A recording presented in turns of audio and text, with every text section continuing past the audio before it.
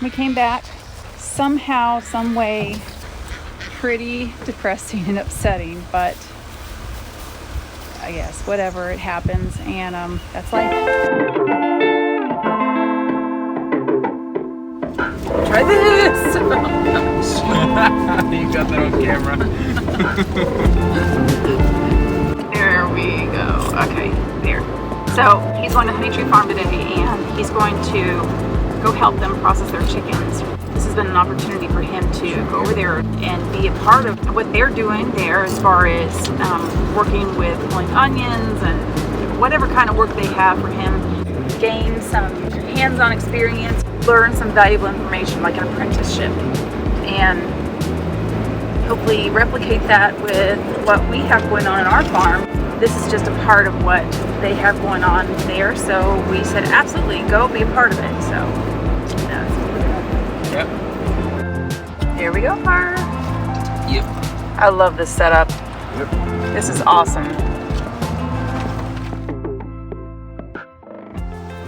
So we recently went on a trip to Door County, Wisconsin, and we were gone for a little over a week just to spend some time up there, getting away, taking a break, taking a breather. And we came back somehow, some way. The switch to our deep freezer, which held, I think, 23 of our recently processed Cornish cross, as well as a lot of deer meat that we killed, the deer that we killed last season and had frozen, put away. Freezer got shut off and it all got spoiled. So pretty depressing and upsetting, but I guess whatever, it happens, and that's life.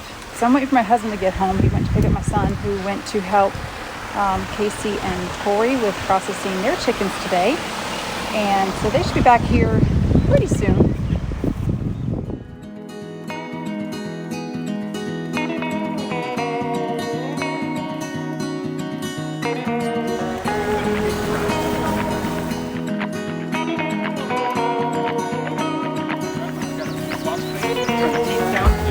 Once I ripped it, poof.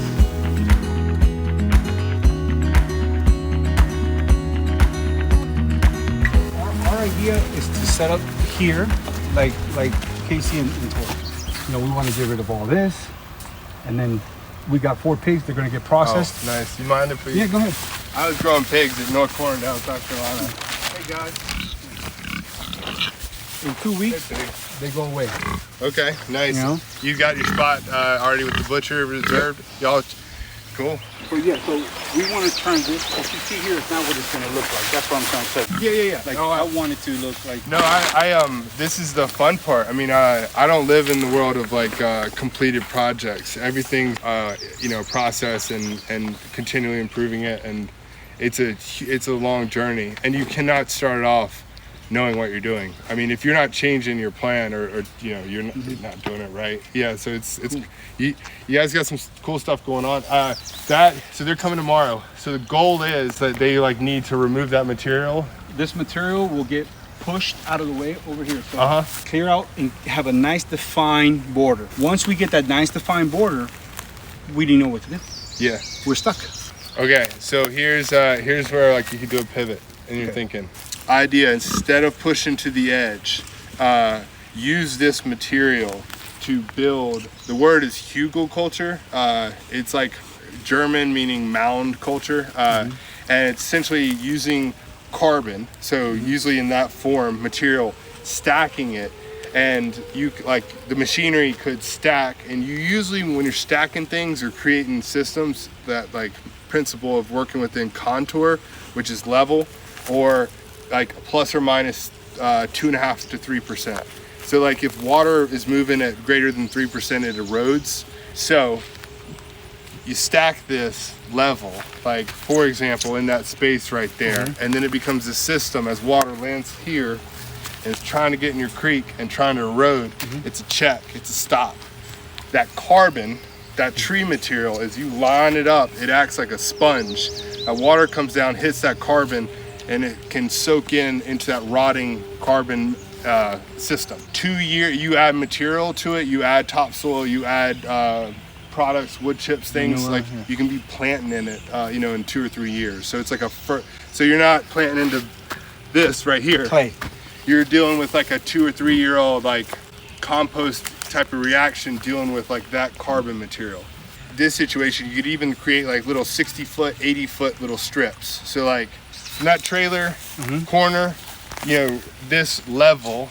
So you'd want to like find your point, find another point, mark it 60 feet away, 2 flags, and then you just pile up the material in between those two in like a pile. And then that just like rots down and sinks. So like the insects start to use it, the birds start to use it, the birds start landing on it when they're pooping mulberry seeds out. Like, so you're jump starting this like ecological, Okay. So you need that material to like jump start it. What's So up, Casey?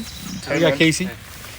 Hey, Yeah. you been here before? I haven't. No, this is Casey's first time. 7 miles away. It's pretty close. So, water and like big design ideas, you want to start at your highest elevation. So your roof is actually your highest elevation system. Okay. So your gutter is the start of your water management system. Oh, okay. And you go from gutter downspouts.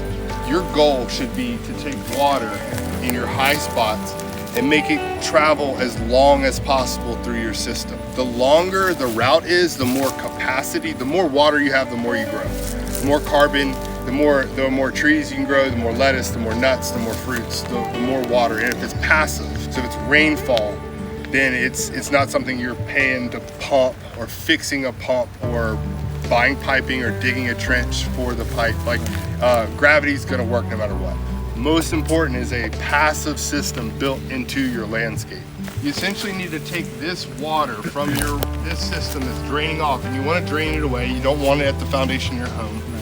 Theoretically, I would take your water to this point in here, and you could think about having like a little pond or a little wetland, and it comes here, and then you send it, so it's that zigzag.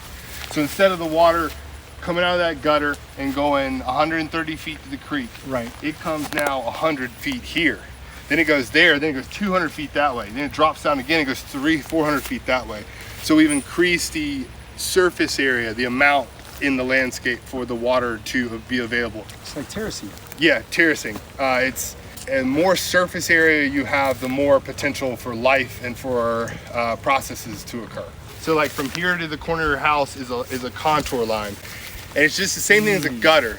It fills up, but when it fills up, there is a low spot. It could be level, but your low spot is here. So when it fills up with a foot of water, it empties out here. And then you can just build another gutter in the landscape terrace, a ditch, a swale. Swale. Yeah. I was thinking swales. Yeah, Okay. these are all the same right. thing. And the magic number is 3% gradient. So that means every 100 feet we travel, you can't go down more than 3 feet. You get doing that, you're gonna start, that water's gonna pick up enough speed in that system to cause sediment. damage. Yeah, Take sediment and nutrients Yeah. away from the soil. and if you work within that 2.5% slope, you could do something and it could be like wrong or like you don't like it, but it's not gonna erode. It's not gonna cause problems. So that if you work within that number, that's your permission slip to like do whatever you want. As a society, as a culture, as farmers, as land managers, we gotta think on that same idea. It Conserve costs water. energy to bring that water back up here. So as much investment of time and energy on the front end gets you there. Sometimes you have to look at a system and be like, okay, I can't change this right now, but I'm gonna go to the spot I can, and I'm looking, and it's like the corner where your chicken pen is, like right there. You could start there and kind of run something aggressively sideways. Okay. I So, like, maybe 2-3 years we change this, or maybe we don't. We love it. So where it is draining out, catch it there and send it sideways. Yep. Typically perpendicular to the hillside. So like, let's say this is downhill. So we're perpendicular. And it can be as simple as, like if you're hand sawing stuff, you can just take this guy and turn it and stack it on contour. And that just builds up over time. Okay. Okay. Let me show you. Yeah, let's walk. Can we walk a little bit? Yeah. Nice. I'd love to see like the group down there. So yeah, man, like this area down here, like I don't mean to, but like, see, I think your space usage this is like a good space for vegetable gardens. And then you get into, when you get further away from the house, you want to start thinking like, maybe a seasonal harvest, not an everyday harvest. So then you're getting into like fruits and berries and those types of systems once you're a little bit further away from your house, kind of thing. You don't have to come out here in the winter because your trees are dormant. So I shouldn't have this move. No. Bring it back out. Bring it back out. Yeah. Man, it's gonna save me money. We just paid $500. It's okay. I can tell you 99% of people are like doing exactly what you're doing. So you're not like, don't like beat yourself up. It's like the whole system works this way. So you have to like go against the grain, like to get them to think a little bit slower and a little bit differently. So See, all this was where you just said it was at. it's okay. I don't know. It was just an eyesore to me. And Yeah, no. It's a perspective. So if you know your purpose and like what you're trying to do out here with the pile, and you know, all right, 2 years, that's gonna be my section of apple trees or kind of thing. It'll change your perspective. When you're clearing like this, you can just stack, like cut, and then you stack debris like locally. So you want to like create piles like as you work, kind of in the system, and then kind of leave like openings. So say you're gonna drive your tractor, you're gonna drive your trailer, you're gonna drive your truck. You want to develop that main vehicle pathway. And this is like a good one because it's like halfway in this space. Okay. So like you want to bring that guy all the way over here, make a turn, and then like head out. And then when you got that pathway, then you're ditching, and then you got your ditches that are essentially swales or things. So creating a disturbance that's this ways.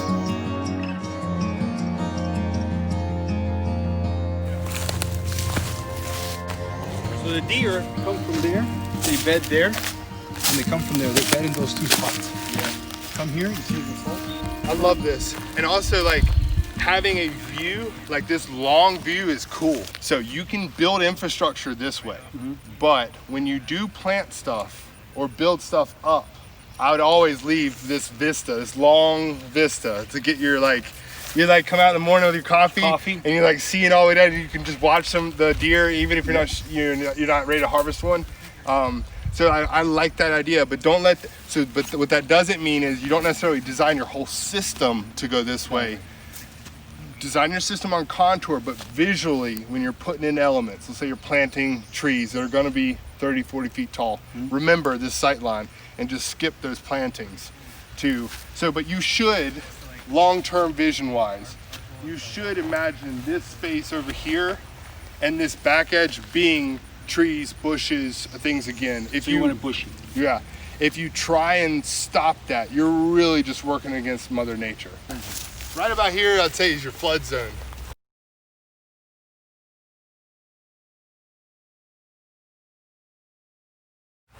This is like your hoop house area right here. If you go down in here, you're gonna get into you'll have some trouble. Yeah, once they took the trees away, it really got bad. Yeah. Once they came and logged in here, it really just like, Yeah. and then we had to move our chickens. You can see where we had our chickens, it's darker grass. Yes. I'm looking now that it's growing back. Yeah, I can see. So you're saying this should be a berry patch? Yeah, pretty much. So my advice of planning out the patches in here, do some short rows. Don't do 100 feet this way. Maybe come right here and be like, you know what, right here, let's do 20 feet this way, and let's do 20 feet this way. So break it up into some smaller chunks that Slow can kind down. of, right.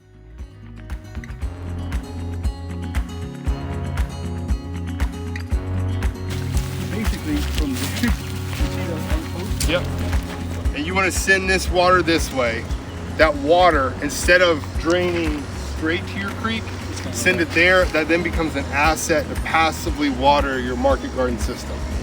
So less pumping of water. And also rainwater does grow vegetables better than anything else. So the more you can get that rainwater ecology into your plants rather than pumping water, will benefit you.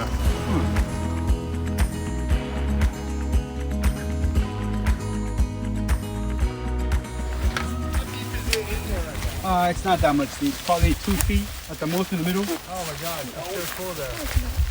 Stuff I want to do. So we fish from here, you know.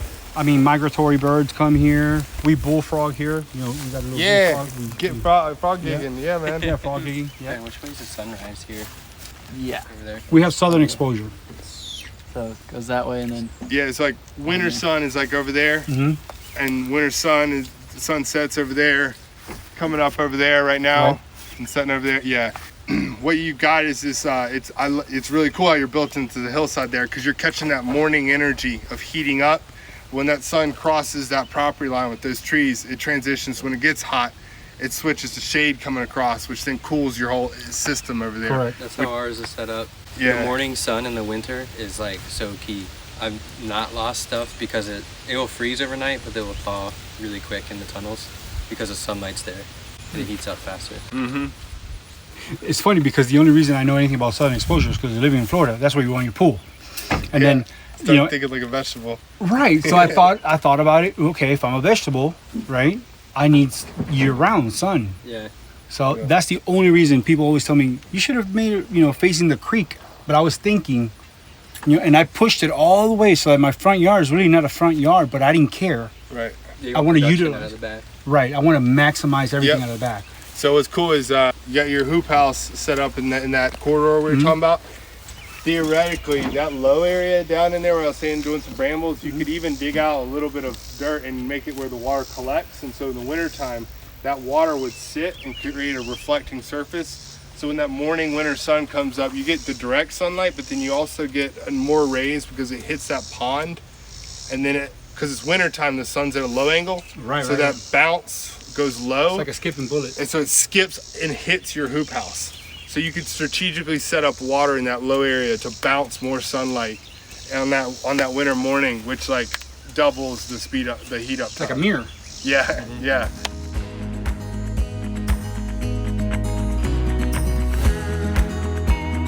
See a flag from there. Now it goes 800 feet that way. Okay.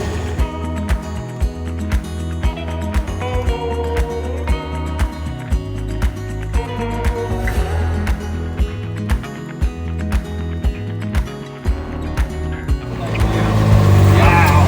Right. So Is that Lake Hickory? That mountain by Lake Hickory? that is. Yeah, that's cool. So that's Like, that's good for chickens to hide from hawks in there. Yeah. You know, it's thick, but it's all in rows. So if you cut out like every fourth plant, or maybe you leave the fourth plant or something like that. But yeah, man, these rows, it's so quick and easy to move a fence line from here to here to pick it up and move it down there. And this shade, your livestock need this shade to do well. So this being here is good for you. One of the other things too for the soil and the land, market gardening is kind of hard to do this, but if you interplant, you kind of get the same effect. What you get with this, as far as like plants growing and actively, so like the leaves are making like food and sending it to the roots. You don't get. It's not just a green mat on. It's not just like sunlight coming down here. You have sunlight that comes and hits the grass, hits the bottom of the trees, the whole canopy of the tree. All these trees and the grass and just the life that goes to the soil is going to be a lot greater than just a blank slate. Yeah. I would leave this. Yeah, this is to your advantage. This is a slow transformation. 5 years from now, you maybe don't have these trees. But these trees, because you're gonna start planting stuff that is that edible, that fruit trees and nut trees. So like right here, you plant your young fruit trees that like shade when they're little. And so they're gonna, pigs won't eat it. well, you could fit the beauty of this arrangement that is priceless in a way, is you can quickly and efficiently put up a, so you've got your back line, you got your front line, you could energize a little section to keep them out of here. Like one line. So they're not gonna come through here. They got plenty to graze. But you put your fruit trees, every 8 feet, 10 feet, whatever spacing you do right here. And then they're gonna thrive with this shade for a couple years. And then maybe 3 years later, you take out this row. And then 4 years later, you take out this row. And so then you've got an 8-year-old mature fruit tree that's ready for full sun. Because if you just pop a fruit tree out here by itself, it's going to really struggle for years. But if you give it this ecology, this root system to build off of, it'll do well. So keep all these trees. Yeah. Okay. And use Just them. back fence. Put the Yep, permanent put back fence. Yep. You know that property line's not changing. Invest in a good varmint proof. Coyotes can't run through it. A little bit smaller spacing. 2x4 Yeah, red 2x4. brand. Yeah, red brand 2x4, 4 or 5 foot tall, and put it in. And that's a 20-30 year fence line that's going to function and allow you to do stuff without stress, without pain of something leaving that way. Grab a line, hook it up to it, energize that line, and go Yep. all the way across to that to it. Yep. And then so the pigs are right here for 3 weeks, and then they move down for 3 weeks, and they move down for 3 weeks, that kind of thing. So you rotate them through the system, and then rotate them on this side. This water coming down is going to come down this ridge line. You've got this road right here, so it's either going to be in this ditch coming down. So you want to be thinking about how to take water from here and send it sideways and terrace sideways like this, so that you're holding the water in here. So I can just cut out. out, So and how take often it. should I cut out? Every 30, 100 40, feet? every 30, 40 feet. 30, 40 feet? Start at the top. So, if you build one down there at the bottom, this whole system's going to blow it out. You got all the water to deal with. Yeah. If you go up, 30 feet from your gate, 30 feet from your gate, do one. And so what you do is you find your low spot. Okay, my low spot. Take this level measurement, laser level, grab this, and then walk to your edge over there. You find that spot, flag it, you got your 2 points, draw a line. And obviously you come out here, you can measure every 5 feet, but it's that simple, is to find this spot, find where it's level over there, and then think about taking your backhoe, or Do I zigzag like this, or do no, I do one? just this. Yep. Or you can stop it 30 feet from your property edge. You can zigzag them, but the most important thing is you're gonna have more water than you can deal with right here. And you'll want to use it to power this tree growth that occurs on this hillside. So let's say your pigs are here and they've been mudding up, doing their thing for like 2 weeks. There is ample manure in that pen. When that water comes, we don't want that manure coming in this thing and shooting in your creek. We want it coming down, steering towards your group of young trees that need that nitrogen and want that pig ecology to get going. Okay, sweet. I'm gonna guess from here to that corner and putting a ditch in, little speed bumps. Okay, Thank you. if you set a fence line up level, the pigs are gonna walk it and they're gonna root on that. So literally, you could get them to dig your swales. And what I've done in the past, I'll take my pig feed and I'll walk on the line that I want them to dig, and I'll drop it, and then they'll eat it. And that's why you can literally keep dropping. You could literally get your pigs to dig these swales for you. So run pigs here. Yeah. And this is a sweet spot for some infrastructure. I agree with this placement. Yeah. So this is 4.06 acres. Okay.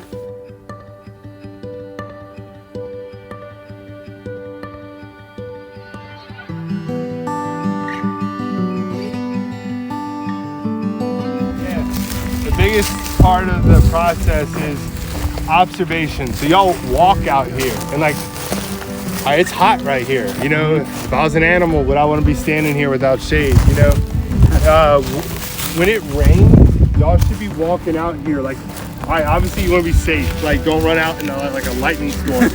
But those thunderstorms, those hurricanes, when it is safe, go out with your boots on and start taking pictures of water rushing down, through sections, and then you can kind of see that observation process. And then you start thinking, if there's water here, what can we do with it? And then you start coming up with ideas. You put some ideas into play, and then the important part is looking at your idea and be like, could I make it better? And tweaking it with your feedback. Yeah.